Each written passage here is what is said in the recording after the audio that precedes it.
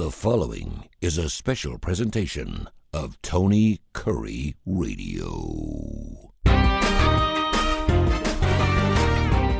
Welcome back to the Tony Kurre Radio Network of podcasts. We call them shows because podcast, everyone's doing podcasts. We do shows because every single show we do here airs on TKR at least 5 times during the week. We'll have a special time for our next show, Spy for Rent, coming up here in just a few seconds. And of course, you can listen to our shows on the podcast wherever you get we're available on every major industry. It doesn't matter, iHeart, iTunes, whatever. We're available on everything, Audio Boom, you name it.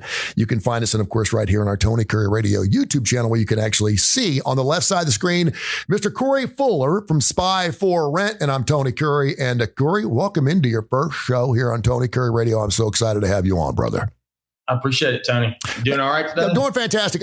So you and I, we kind of go back a little bit. We ran into each other a long time ago. And of course, you've also been on ABC 3340 in the starting lineup with us several times and do fantastic work. You, of course, work with Jeff Hammock, who I used to have a relationship with and still do through your business. And I've always said to myself, I will not promote a business or do a show with a business that I don't endorse or use. And I never thought in a million years that I would ever need a private investigator. And I think a lot of people go through their life and go, why would I ever need a private investigator? Let's start right there. Why would someone need Spy for Rent and a private investigator in their life? Well, there's 2 types of people. So there's ones that they might need them one time and never use them again. And there's people that need it consistently. So for just a regular person, you might need it for a background check, for if you're going to get married, if you suspect your spouse is cheating, if you're about to go into business with somebody and you want to make sure that all his business dealings are good, he's a upstanding person, you're not going to get any liens or judgments in his background that's going to affect your business with him. There's a multitude of reasons. And then attorneys and businesses are probably, they would use a private investigator on a consistent basis with background checks, bug sweeps, like I said, the due diligence investigations with mergers and acquisitions. There's a variety of things you'd need a private investigator for. And Jeff's even told me too that he has a group of highly successful rich women who are in their 50s and 60s who vet every single man they go out with because they know they've got a lot of money and they want to make sure that which is kind of cool because you don't know what's out there, right? Oh yeah. I mean, there's cases where people have been taken for millions of dollars, or, scam artists that, and it's like, I wish you would have called me earlier and you'd be $1 million richer, but we'll get to the bottom of it, whether you call us in the beginning or not. But I would always recommend for somebody to get a background check, maybe not when you're just dating somebody, but if it's starting to get serious or if you have children, that's another big issue is if you have a new man coming to your life or say you're separated, and your spouse now is bringing this other person around your children, it's very good to know what kind of person they are before you allow something like that. Yeah, absolutely. And certainly I use Spy for Rent. By the way, Spy for Rent, the number 4 Rent, 790-3051. Go to their website and they'll everything from surveillance to family to insurance to bug sweeps to divorces, you name it. They cover everything. Typically, and I actually had a friend of mine ask me this, typically, and I know this is a hard question to answer because every case is different, but typically, how long do you work on a particular case? When someone says, listen, I need some background stuff on this particular individual, that something just doesn't seem right. Maybe let's just say they think they're cheating and maybe they're getting ready to marry this person. How long would that last? It's tiered. So we have an international capability. So where is this person from? Are they from Mexico? Are they from the Dominican Republic? Are they from Canada? There's a lot of factors with that. A local cheating case, what's the schedule? Maybe a day or two, a weekend. When are you going to be away from them? It's just every case is tailor made and we do everything based on a retainer. So Somebody gives us a call, gives one of our case managers a call, gives us the rundown. And then based on that, that's a guesstimate, an educated guess on how long it would take. But 2 days is kind of a normal thing. Okay. 2 structured days, so 16 hours about. But that's not including admin. Some things, sometimes you don't even have to go out in the field. Sometimes it's all computer work, social media. a good, the criminal records. Sometimes, it could take an hour depending on what you needed, where the person's from, and the complications around the case. But I couldn't give you a specific. And I know this question is going to be coming info@TonyCurryRadio.net. If you got any questions, please email us, and we'll read those emails here on Spy for Rent, the show, 790-3051. He's Corey Fuller with Spy for Rent. What capabilities, because everyone's got the internet, and I'm thinking to myself, okay, well, I could Google someone's name to find out some information. What can you do that I can't? So there is some databases that we have access to that the average citizen doesn't, that's vetted. But the thing is, and then there's some things too for like judgment recovery. Some people can't view credit reports. Some people can, depending on there's laws that you have to make sure that you're in compliance with to do that. And it has to be for permissible use. But some of that, even the databases, if you rely on databases, then you're not doing so great as an investigator, because you can get lost with those databases. They're not 100%. People's names are wrong. So you have to be able to dig into the public records. It's more of having the know-how and the experience of where to look. There you go. I used you guys about 4 or 5 years ago, and I'll certainly be more than happy to divulge why I went through that process. And we'll also talk about some of your stories. I know Jeff loved when he was on television and radio with us. We did this thing called Love, Lust, and Life. And we did spy stories, and he would share some stories, which are fantastic. And we'll do that as we get a little deeper into our conversations here on Spy for Rent's Corey Fuller. When you're talking about surveillance, well, let's back up just a little bit. What would you say the multitude of your cases are about? Is it a money situation? Is it a custody situation? Is it a cheating situation? So we have our two biggest clients are domestic clients. So you're just regular, everyday people. I wouldn't say regular, but and then your businesses. So for domestic clients, usually it's a high net worth divorce situation or some kind of money involved. I need to find somebody that stole something from me. I need to get this evidence to be able to secure my assets in a divorce because I have a nasty divorce, and they're trying to take me to the cleaners, kind of deal. And then for businesses, it's a lot of the due diligence stuff and trade secrets is what they would use us for, and business intelligence. So, how often do you, and I'm throwing some questions out based on your answers that I'm probably going to get at info@TonyCurryRadio.net on Spy for Rent. How often do you investigate someone and there's nothing there?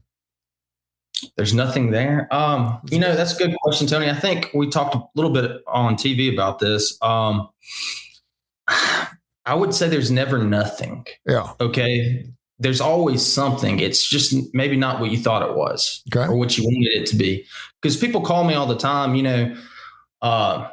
and I don't know, you almost have like a sixth sense about it. People call me, my spouse is cheating. I know they are. Well, come to find out they're cheating too. So really they're trying to, they're just trying to see it wasn't just me, it was them. Yep. And trying to find something that's not there because they want it to be there. It's like, people hear what they want to hear and people see what they want to see. We're kind of that third party, neutral party. So when we walk in the courtroom, this is what it is. And, sometimes some cases are very difficult and they're limited in money and resources. So you can't find everything that you could have found. Mm-hmm. But usually there's a cost benefit analysis with that. It's like, okay, you might get this much more information, but it's going to cost way more than what that information is worth. And especially if you're just a regular person and you're not used to hiring a private investigator, that was something that I would work with your attorney on. Your attorney. So if you're hiring us for I don't care if it's a criminal case, it's a domestic case. We work with the best attorneys in the country. Yep. And they will be able to tell you what is worth the squeeze with that. And if it's even worth hiring a private investigator. A lot of times it is, but I'll be the first to tell people if it's not worth it. I have enough cases. I don't need to take somebody's money. But we're always going to find something. It's it may not be what you want. It's going to be the truth, though. That's the biggest thing. And that is the truth. It's going to be the truth. And you may not find some things that you don't want to know about. And I've known several people that have used your services, and you guys are impeccable. You're very, very clean, and you're very specific. And in these particular cases, they found out a lot more than they had bargained for. They thought that someone was cheating in their strengths. They realized there were 4 or 5 different individuals. And so it made it really difficult. Corey Fuller, Spy for Rent, 790-3051. Check out their website. Jeff Hammock, who is your partner, I call him Mr. Stealthy. He has shown up at a million of my remotes, and I don't even know he's there. I mean, he'll be standing right behind me. It's just amazing, and it's kind of, and he's just that kind of guy. When you got in this business, was there a particular skill set that made you really good at what you do at Spy for Rent? Is it something that you learn? Is it something you're born with? Is it a gift? What is it that makes you a great private investigator? So I'll tell you my first case with Jeff and Jim. I've been doing investigations before. They had like multiple people trying to find this one person. Okay. Uh-huh. And Jeff and Jim have been doing it for, decades. And here I am at fresh out of the military doing it on my own. I'm helping them out. And I find the person. Okay. And so Jim, one of our biggest competitors, but a good friend of mine, he said, Corey, some people are either born with it or they're not. I was good from day one. You're good from day one. So you've got to have some intangibles, but really, I would say some people are good and don't have a military background. Some people are horrible and have a military police background. I think really it's an effort thing. So if the difference is I care about my clients, and whether you're an attorney, an individual, a business, I want you to be successful, and you're paying me for a service and you're going to get a premium service, and everything I do is going to be 100% effort. And that's really what it is. If investigations, a lot of things aren't cut and dry. Sometimes they are, but for instance, you're doing research and you're like, I can't find anything. Some people will just stop. Nothing's there. Okay. Those people won't do good as a private investigator. It's the people that says, you got to ask yourself and have that mindset of, how do I find this? You got to keep on thinking, okay, what's next? I want solutions. Bring your client solutions, not problems. If, you can't find them here. Well, what's another way we can find this person? What's another way we can get those objectives done? So if you don't have that mindset to constantly be trying new things and thinking outside the box, then you're not going to do well as an investigator, whether it's research or surveillance. You can't predict where somebody's going to go if you're following somebody. You've got to be able to it's like, and I hate to give military examples. No, it's great. Go for it. So there's battle drills in the military that says you're going to do an ambush like it. This is the textbook way to do an ambush, or whatever it is. The task, military has certain tasks and whatnot. Same thing with law enforcement. Okay. But it's never like that on the ground. So if you can't think of all the principles and then apply it to the situation that you have at hand, then you just can't do it. Some people, they have to be by the book. They could be good as, it's maybe a difference. It would be like a CPA. They're great at tax stuff. They're sitting there going through tax, but it takes a special CPA to be a forensic accountant. So because they can think outside the box, and they have more of a analytical thought process, and they can apply the principles that they learned in school to the situation at hand, because no situation is the same. Well said. And you just brought this up, man. If you're getting your lawnmower fixed, you don't go to your dentist. You guys are the best of what you do. I can stand behind that, because I've actually, and a lot of people are, you used a private investigator. I sure did.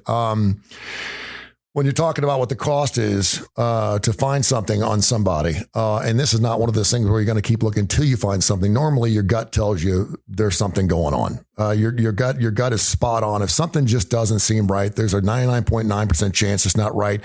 Why would I want to put myself through the angst and the anxiety of trying to figure out if someone's cheating or doing something wrong around my back, when I've got someone like Spy for Rent who can do it for me and find out something relatively in a short period of time, not very expensively.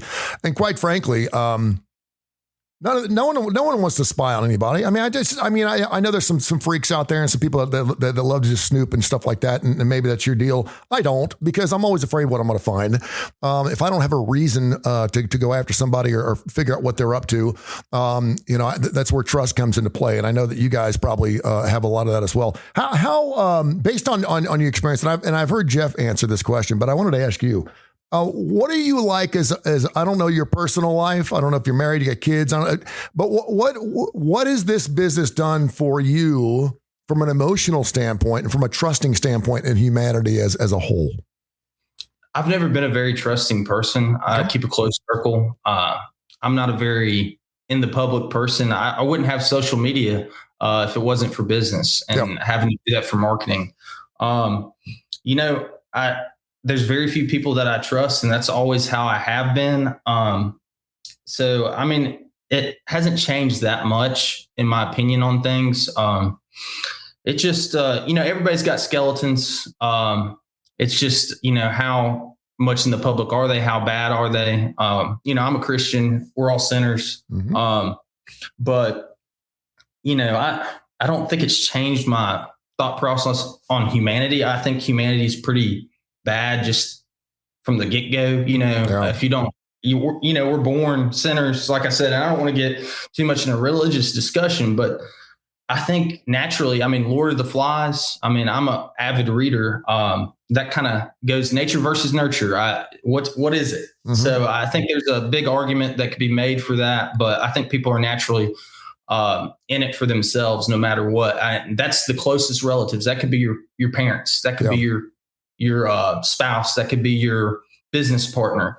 And so you've got to do your due diligence and always be looking out for you and the people that you love and you care for. We're going to get into social media. This is a show that we could probably go days on. We'll do that next week on Spy for Rents. Corey Fuller, 790-3051. Go to spy4rent.com. It's a great website, easy to navigate. Everything they do is on there, and it's amazing. Everything from bug sweeps to insurance fraud, you name it, they've got you covered.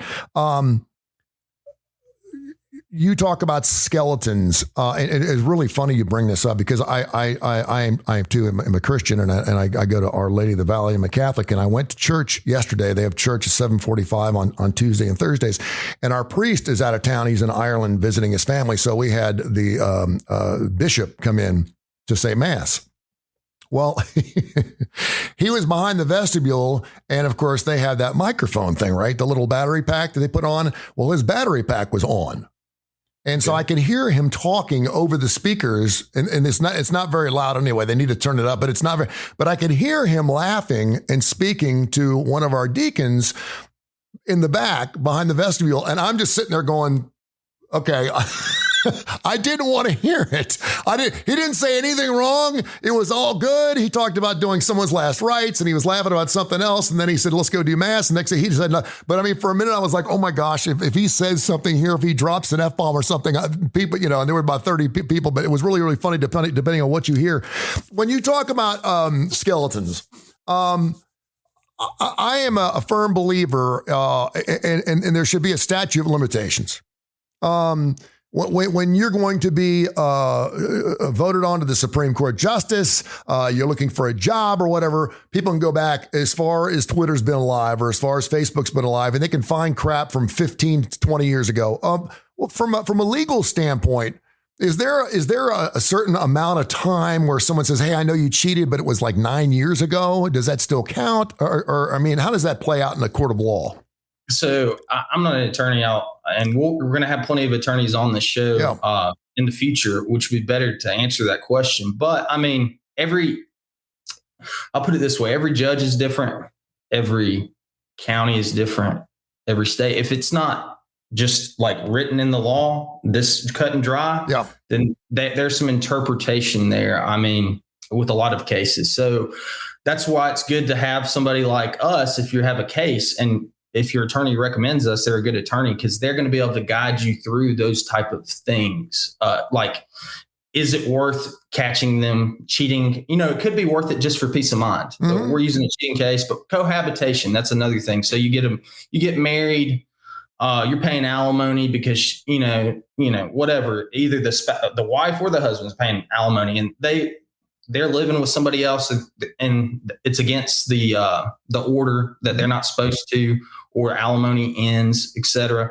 Well, there's no day, like it's 14 days, 2 months, 3 months, a year. So you've got to have that attorney that can walk you through, knows that judge, knows, the case law on that, and then can guide me in and say, hey, Corey, we need this many days. We need this much information. In some places you might need as much information. Some places a little might hold a lot of weight. And for other places, you might need a lot. So it's very nuanced with that. And that's what I'd always recommend is something like that. You need to consult an attorney about. Yeah. And we will certainly do that on a lot of these shows. I love just you and me on this particular show because we can get to know each other a little bit better and certainly have been talking about your business for 5 or 6 years. You're spot on too about judges too, because at least the one I had in my divorce, most judges don't want to hear about bickering. They realize there's two different people. You're going to parent your way. I'm going to parent my way. They may be totally different things. You may have the kids going to bed at 9:30. I may have them going to bed at 11. But I mean, the bickering part has no room. So you really want to get some stuff that sticks. And you can do that with someone like Spy for Rent and Kurre Fuller. All right. Question that everyone has asked me. And so I'm going to get into it right now before we let you fly. And it's been a great show so far. You have plenty of time. You can go as long as you want. Bugs, GPS, what's legal, what's not legal, when can I tap someone's phone? If I own the vehicle by myself, can I do anything to it? What's permissible in law? Can I take video or can I take pictures of people? What give me a line of parameters of what's legal and what's not legal and what's permissible. So there's the legal standard, there's what's ethically and morally right too. So I'm never going to go against I have 3 things. If it's not legal, ethical, or moral, I'm not going to do it. But going through, so GPS is, for instance, and every state is different. So like I told y'all, we have cases from the Dominican Republic, Canada. I have a large network, Europe, every state, every country. We're based here in Alabama, but like I said, we have a large reach. So you've got to be really careful for where you're at with trackers, for instance. Some places, if there's a legal investigation and it's on public property, you don't need to have ownership interest to put a tracker on there if you're a licensed investigator. Alabama is not one of those states right now. So in Alabama, for a GPS tracker, you need to have ownership interest. And there's even an argument with the ownership interest. And I'll let the attorneys argue that out. I mean, so is ownership interest that you bought the vehicle and both you and your spouse, or it could be anybody, you and your son, you and your daughter, whoever, if both of y'all on the title, okay, so that you have an ownership interest right there. What about if you got married? Now you want to put a tracker on your spouse's car, but they bought it before the marriage. Is it marital property then? Yeah.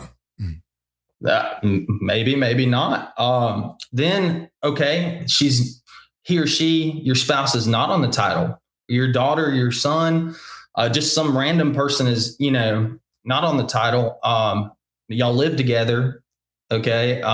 Or it was bought within the marriage. What is, that there's a lot of nuance with that. So I always, for GPSs, I caution people to do anything unless your name's on the title of the vehicle. Okay. Now, if an attorney advises you different, like I said, different attorneys have different opinions, and the verdict's still out. We'll see what the GPS laws will, what holds for the GPS laws in the future. But if you don't have your name on the title, I would recommend not doing it, just because it could be a felony. Yeah. And a lot of people don't realize that. Yeah. Typically, if you are taking some surveillance, and I've called Jeff enough and yourself, typically, and it may be at 10 or 11 o'clock at night, and he'll say, yeah, I'm sitting outside, blah, blah, blah, blah, blah, looking at somebody, da, da, da, da, da. And we'll have a little bit of a conversation, while he's doing his little sweep there. I'm assuming you're taking pictures or video evidence in order to have proof of these particular things, because just because he says I saw her do this or saw him do this, it's not going to stick.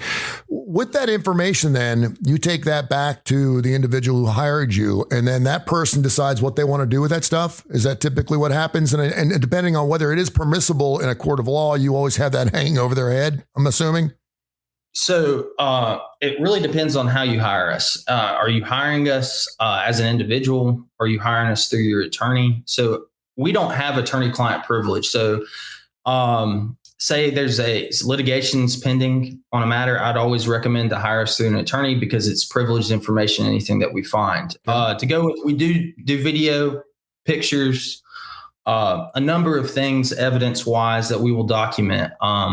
We usually don't do a report until it's requested by the attorney or the individual because we don't want it discoverable if it's in litigation. But the other thing is too, sometimes you can't get the video. I mean, something happened. I mean, it's rare. Okay. But I saw it with my eyes. Right. And that's where it comes in that the judge knows that Corey Fuller, Jeff Hammock, Brittany, any of our guys that saw that, because we're not going to do anything that's illegal, unethical, or immoral, that if we said that, that's what happened. It's good stuff. Yeah. So that's another thing you got to be careful with hiring people is, yes, they should have some video of at least proof that they were there. And, if you hire me, I don't like to be micromanaged. I'm going to give you all the updates I can, but you've got to trust us. And that's a big thing. Vet the PI before you just hire them, because if they don't have that proof, what if they could have just taken your money and not done anything with it, and there's ways to recourse for that too. Jeff's on the board for the state, and if they're legally obligated to give you a report if they're a private investigator that's licensed in the state of Alabama and you request it. Now, I go through this with clients all the time. If they have an attorney and they're asking me for their pictures now, it's like, look, calm down a little bit. Let me give it to your attorney. When the attorney wants it, then we will give it to them because we don't want it discoverable. Gotcha. We want the ACE card that we have in our back pocket to only be and back up real quick, because I know what that means. Explain what discoverable means. So anytime there's going to be a case, there's going to be a discovery process. So you've got to know what somebody's accusing you, right?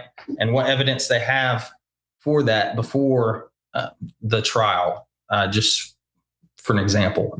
So there's a process. They might ask for cell phone records. Okay.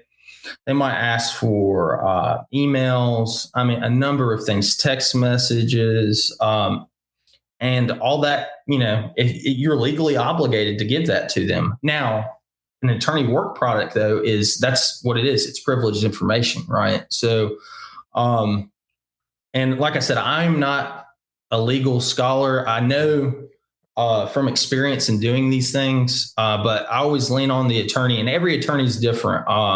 Every business, every individual is different. So individuals do hire us, but it's usually, like I said, it's a business or an individual with an attorney. And even businesses usually have attorneys. If they're smart, that's the first thing I did when I got in business. We got a good accountant and a good lawyer. So that's whatever they want. They're going to guide me into how, because they're going to argue that case or represent their client to their best ability and with their own ways. No one way is better than the other, but you've got to, if you're paying these people, it's like your doctor. I'm not a doctor. When I had leg surgery, he told me to stay off of it for a while. I was like, Doc, I really don't want to. You got to listen to your doctor. Why even go? Yeah. I'm smiling when you say that word discovery, because I get goosebumps about the size of bowling balls on my arms. I hate that word. Anyone that's been through a divorce that's a little sloppy, you go through a discovery process, it absolutely sucks because most guys aren't into paperwork. We don't keep track of things. We don't write things down. We don't have journals. We don't have diaries. And all of a sudden they're like, okay, I need these 188 pieces of information from you. And I'm like, it was the worst year of my life having to come up with all that stuff. It's like taxes times 20. It is. Can I add something to that, Tony? Absolutely. I wanted to say, and if you want to be slick and you think that you're not going to disclose all that information. There'll be people like me that the other side will hire and say, hey, Corey, I think they don't have all this information. Can you prove it? Yep. And we'll go through. It could be Facebook. Mm-hmm. Okay. We provided all the Facebook. Yep. Nope. It says right here that when we do our digital investigation or forensic investigation, that there's some secret messages that you did not disclose. And then the attorney will ask and say, hey, judge, sir or ma'am, can we get that device? And then we'll get the device. Sure enough, boyfriend or girlfriend messages. Or it'll be like, oh, don't text me on this. Let's use Signal, and you'll find something like that. Oh, can we go in and find the Signal messages and stuff, bank accounts? Real quick, because we're at 30 minutes, but I got to ask you because you brought up something here and you're probably going to go to 10 minutes on this. How often, because your cell phone is you. It's so personal now. Cell phones are so personal. They have everything in my life. You can learn everything about my life just by my cell phone. How often do you have right to get that cell phone? Or we're in a court of law. I know you're not an attorney, but someone says, listen, we need to have your cell phone. Is that like a last ditch opportunity, or do you need an order for that or something? Or usually it's an order. Yeah. I've done it for everything from criminal cases to domestic cases. But is it a business phone? Okay. Yeah. Who owns the phone? Yeah.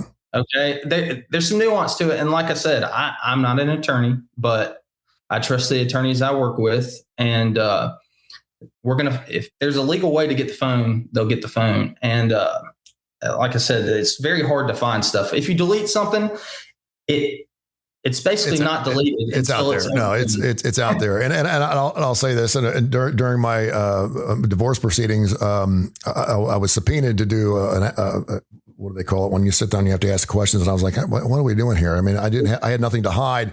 And this guy, her attorney, had like 16 different account numbers. They were looking for money.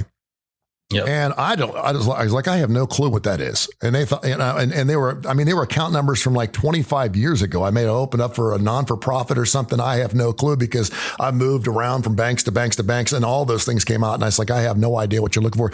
And so that was part of the discovery process.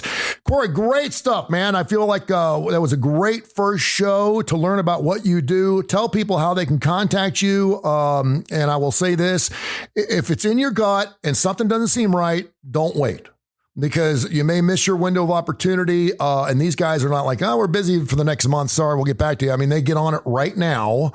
They'll be in it tonight, but tell people how they can get in touch with you. So you can call us at 205-790-3051. Our number again is 205-790-3051.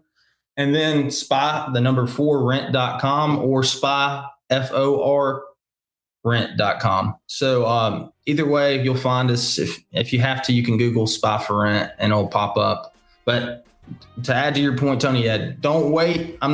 This is not a sales pitch. It's just like if you wait too long because you're worried about money or something else, you might end up spending a lot more than hiring an investigator in the beginning. And you might save money from and if you're going through a messy situation, that person that you're wanting to do surveillance on, they know you have the opportunity to go get a PI too. So they may shut it down and say, listen, sorry, honey, I can't see you for the next 3 or 4 months until we need to figure this thing out because I don't want anything to be found. So they know that. So yeah, you want to get it while you can. Great stuff, brother. We'll talk next week. Appreciate it, Tony. This has been a special presentation of Tony Kurre Radio.